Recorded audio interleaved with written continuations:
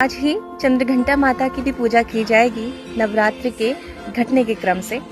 तो चंद्रघंटा माता, जिनको सौम्यता, शक्ति और शांति का प्रतीक माना जाता है, इनकी पूजा करने से भक्तों के कष्टों से, उनके संकटों से उन्हें मुक्ति मिलती है और सुख समृद्धि वैभवता प्रदान होती है। तो जो चंद्रघंटा माता है, तीसरे दिन की उनकी वैसे पूजा की जाती है, लेकिन जैसे कि बताया नवरात्रा एक घट रहा है, तो उस वजह से चंद्रघंटा माता की आप आज भी पूजा कर सकते हैं। या देवी सर्वभूतेषु माँ चंद्रघंटा रूपेण संस्थिता, नमस्तस्यै नमस्तस्यै नमस्तस्यै नमो नमः। पिंडज प्रवरारूढ़ा चंडकोपास्त्रकैर्युता, प्रसादं तरुते महायं चंद्रघंटेति विश्रुता।